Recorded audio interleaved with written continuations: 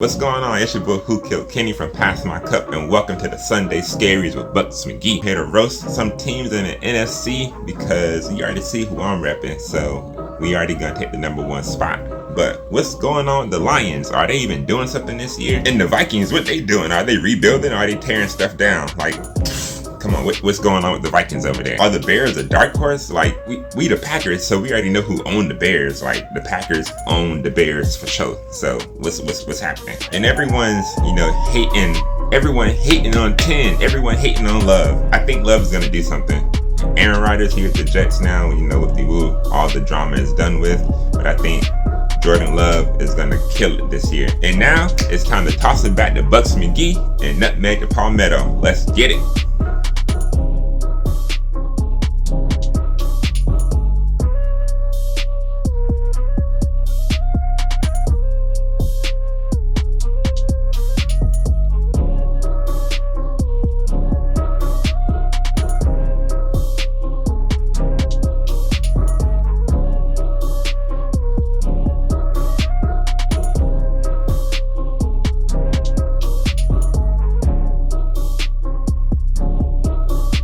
Welcome back in another Sunday Scary on Sunday. Yes, Sunday. Staying in the North, switching conferences to the NFC North. Got my two Palmetto, Buccs McGee, going over this kind of world's turning upside down scope of this division.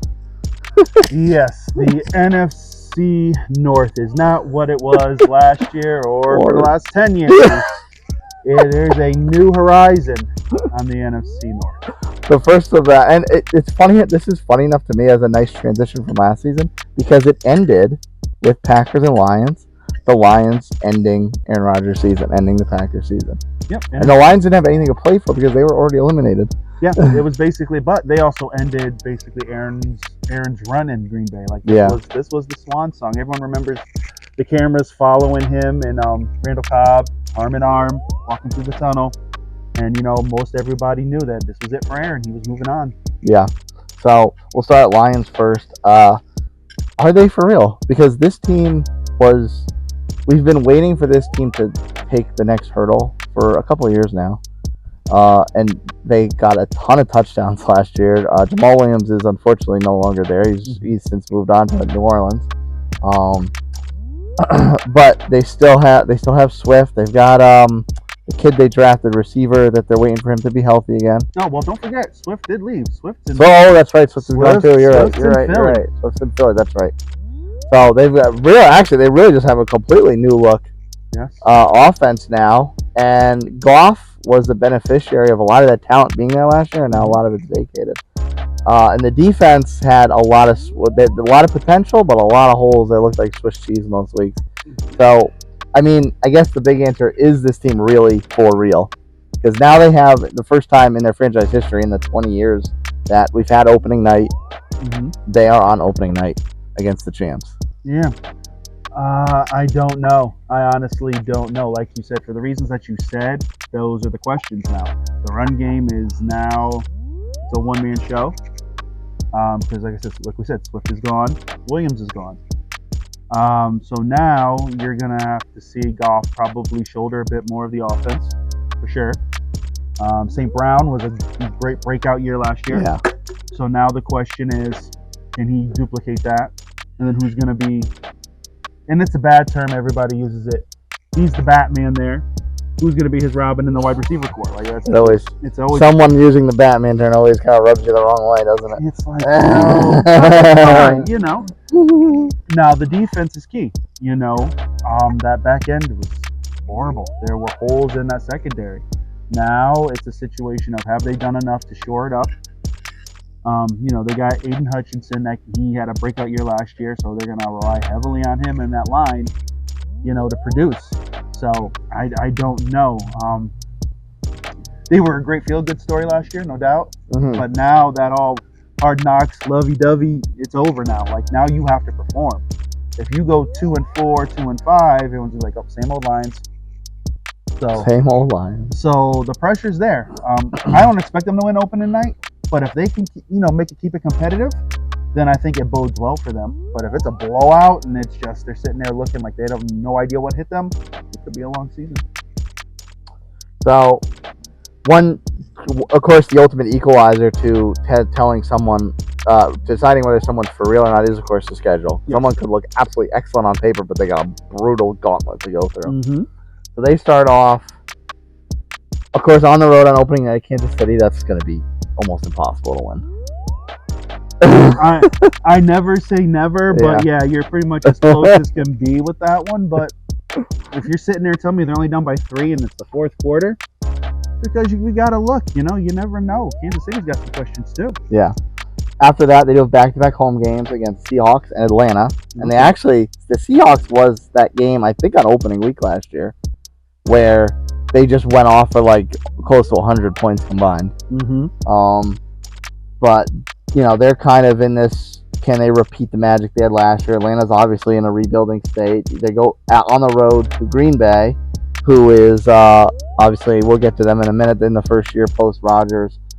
Then they're at home against Carolina. They go to Tampa Bay, who, of course, is in their first year past Brady. I know, I'm sorry, it's still a sore spot.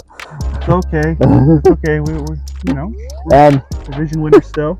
And they head into the bye week. October 30th, not your birthday. They go ahead prior to the bye week, hosting the Raiders. So how is that early season shaping up for the Lions to meet these expectations? A lot of teams in kind of rebuilding or next phase status. All right, we always look at the schedule and we always play the win here, lose here, win here, lose here. For a team like the Lions, they can't do that. They have to kind of adopt the Bill Belichick thought of every 4 games. 4-game season. After those 4 games, then we move on to the next 4. Now, if you look at that, realistically, they could go 2-2. They could go 2-2. You're giving them a loss in those first. You're giving them a second loss in those first 4 games. Seattle was solid. Okay. I don't think Seattle regressed any. I think maybe they've shored up their defense. They have brought back Bobby Wagner. I'm not saying he's going to be Wags of prime, but he still knows how to play. It could be that veteran voice. They've got quality secondary. They're a good team. So they are banged up at running back. That is true. So it could be a little more pass situational with them, but I could see Seattle possibly beating them.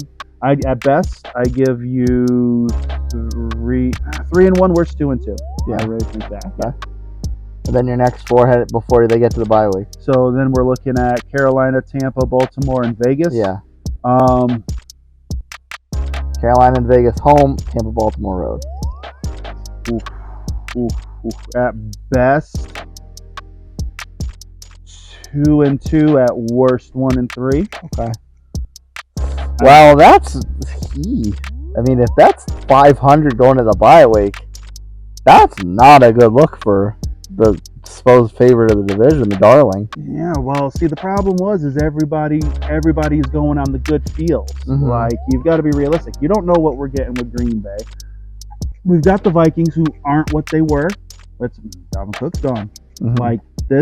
The only team that's got really any upswing right now, Chicago. As far as consistency. They've got some new pieces in there.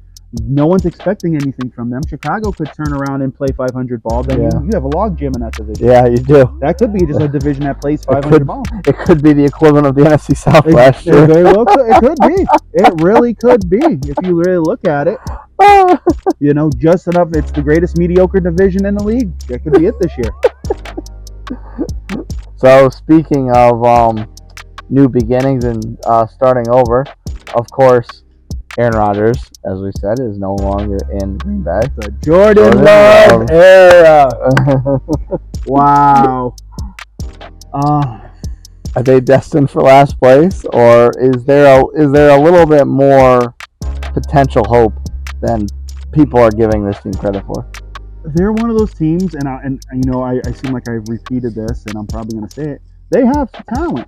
It's not like their defense fell apart. Their defense is older, but they have pieces on defense. They've got a great run game. They got a 2-headed monster. Especially with Jones there, lead guy. So it's not like when Aaron left, everybody left. The people who did leave, kind of on the way out. Let's be real. Randall Cobb wasn't going to do much. Mercedes Lewis, he signed with the Bears. Lazard. I've never been a fan of Alan Lazard. I think he's decent, but he's not a wild guy. He's not going to change your offense. Let's be real. When he plays with the Jets, he's gonna be a number 2 at best. He's just gonna be Aaron's little comfort blanket. He's there because he knows what Aaron likes. He's the number 2 there. So the cupboard wasn't left completely empty. I think if they get Love in positions where he can succeed and not have to be forced to be the man, they can kind of be in the thick of it. 500 ball is what they should shoot for. They catch hot towards the end of the year, then there you go. They've got to figure out who they are. That's what this is. The first 4 weeks are going to be, what are we? Yeah. You can't expect him to go down there and throwing 60-yard bombs like Aaron on the run, like the Hail Mary against Detroit on Monday night years ago and stuff like that. You have to get that out of your head, Green Bay. It's not there anymore. This is a new team. You had greatness there. You won Super Bowl in however many years with Aaron.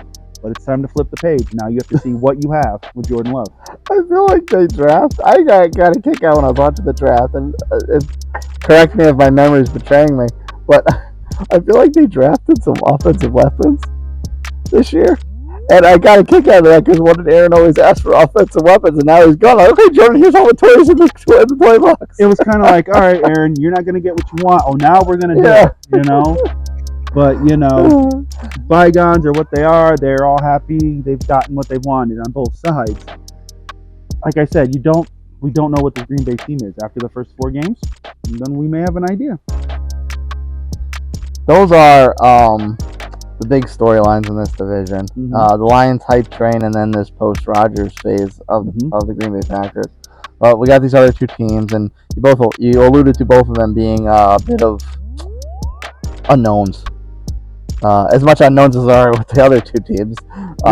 One is an upbuild, one is a rebuild. Yeah. In a weird way. Yeah, Minnesota has kind of Minnesota kind of has this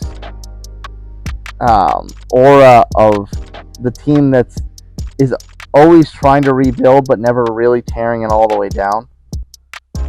And that's like they have a couple years where they peak and they're really, really good, and they win a couple playoff games, they get to the championship weekend or whatever the case may be.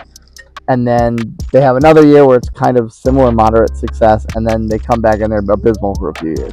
And then they just rinse and repeat. Like they never really tear the thing down to the bones and kind of build it back up with like a bunch of young players all at the same time and kind of then ride it out for a good 3, 4, 5 years in a row. I don't think they ever had to really tear it down. They just never had it. They're kind of like what Buffalo was slowly becoming. Okay, you've had the pieces. Let's be realistic here. Kirk Cousins is a solid quarterback. Like people are gonna sit there and we all have their Kirk Cousins jokes. Let's be real. But the man puts up solid numbers. He's a solid quarterback. You had Dalvin Cook, not there anymore. You had Jay Jettas, Justin Jefferson. You had Adam Thielen, even though Thielen was hurt and stuff like that. You let him go. Your defense had solid pieces. Harrison Smith, you have these guys. Eric Kendricks, who's not there anymore. You had these pieces. So, and then when they'd lose, they'd get to the championship game, then they'd lose. It wasn't like they sat there and said, okay, what's going to put us over the top? Let's spend the money.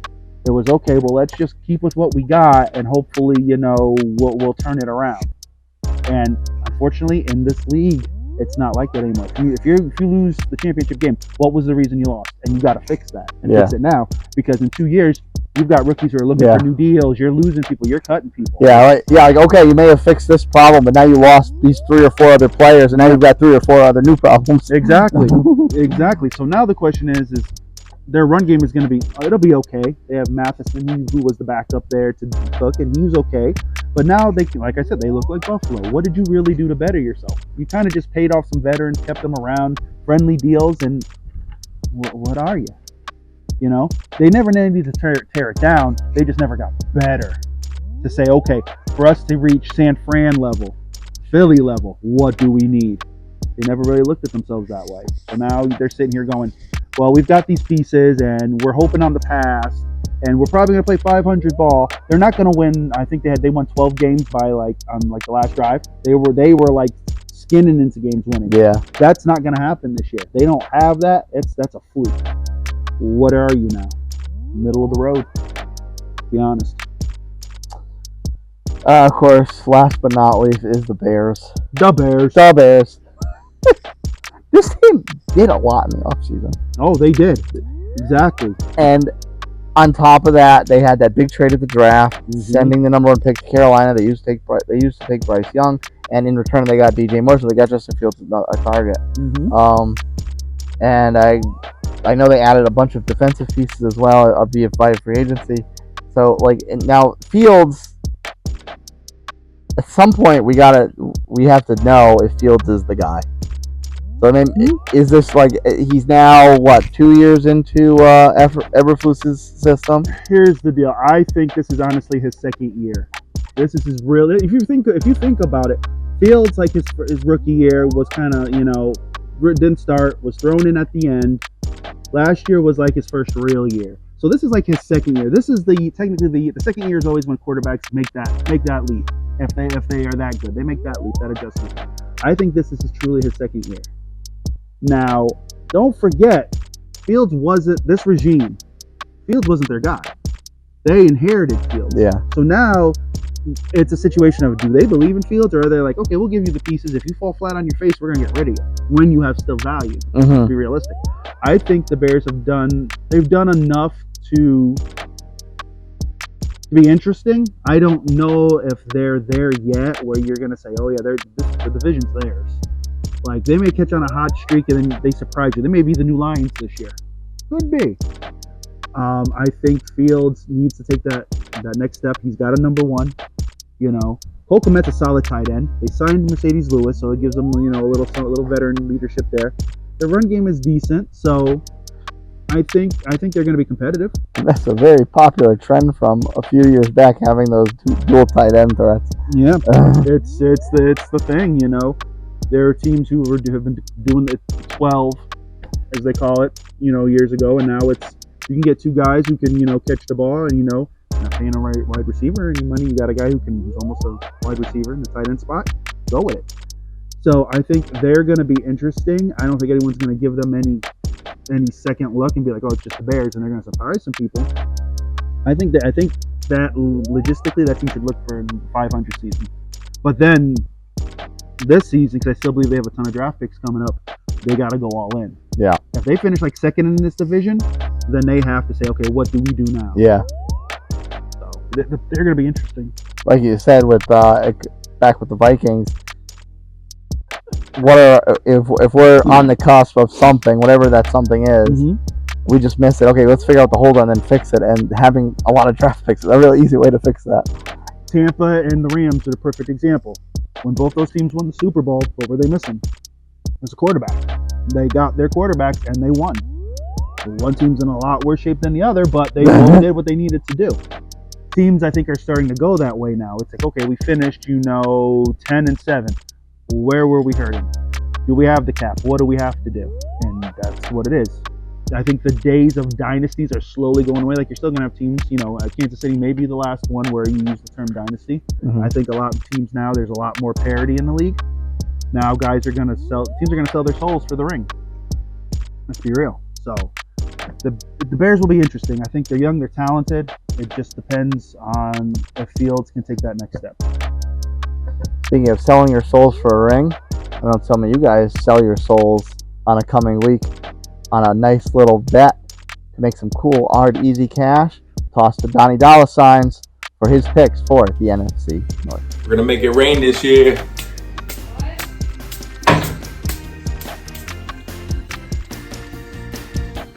What's up, Nutmeg the Palmetto? This is Donnie Dolla here, and we're coming at you with the picks for the NFC North. So we're going to go with the Lions at plus 145 to win. I feel that they had a strong end of the season last year, and I think Goff and that offense, they were really rolling, and I think they can do it. I mean, we got Jordan Love, quarterback for the Packers. I mean, he was behind Aaron Rodgers. So, I mean, we're going to see what kind of year he has, but I'm not buying it. I'm going to go with the Lions at plus 145 to win that division. I don't trust Kirk Cousins. I mean, he throws for a lot of yards, but yeah, we don't know what's going on with Cook.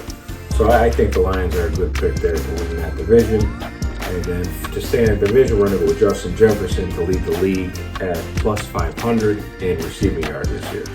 So we're going to go with the Lions at 145 to win the division, and Justin Jefferson to lead the league in receiving yards. His cousin throws a ton, and I have a feeling the Vikings are going to be down a lot, and he's going to get a lot of yards. So those are our two picks for the NFC North, and back to you, Chase. Back to us. Thanks, Donnie, for those picks for the NFC North. Let's make some picks of our own for this division. I went first yesterday, so how about you? Wow. This is tough. It really is. If you look at that division, I just don't know. You could sit here and play it safe. And it's even more tough after our conversation because we pretty much put question marks and holes on every single team. We basically just said whoever just comes out. Yeah. And we talked about, the teams being, the new NFC South. We talked about that. Mm-hmm. This could be another division that's kind of like that because there's no one who I can hang my hat and say definitively they're winning the division. If you want the cool pick like everybody takes, the Lions are it. I want to do that, but I think it doesn't work for me. I'm taking the Vikings.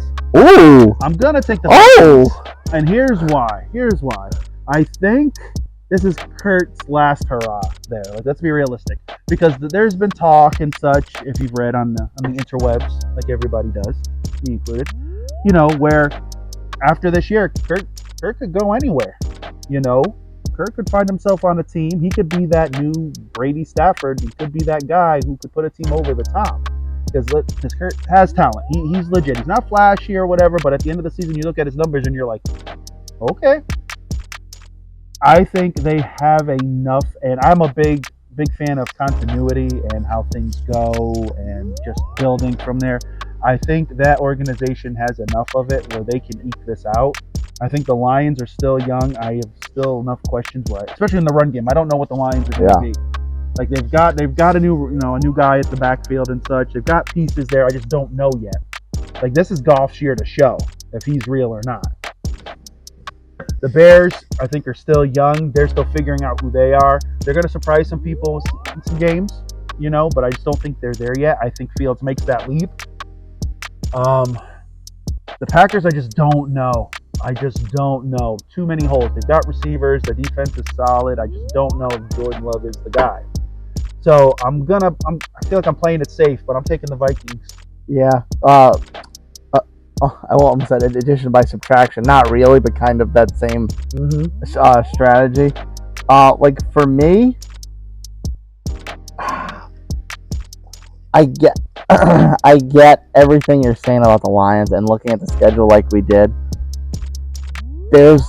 That's a lot to get through above 500, and if they're unless this is a redux of last year's NFC South, 500. I mean, against these other teams, 500 probably is enough, but just in a general sense, you don't want to aim for 500. No. And that's if that's what you're kind of looking at from a neutral perspective, best case scenario. I don't know if I can put all my coins in a bucket of someone that looks like they're going to be 500 at a mid-season bye week. Right. But if you had to look at all those teams and say which team is going to have the best record by the half, I would pick the Vikings. I think the Vikings at the quarterback position are slightly better than the Bears. Really than all of them. I know Justin Fields can run and he's this talent and all that. I get that. But I still think Kurt, because of the veteran aspect of it, I think he can make those plays a little bit more. He's been through the fires, so to say. So that's what I have to go with. I will say, I agree. Smart money for me, I agree, is with you on the Vikings.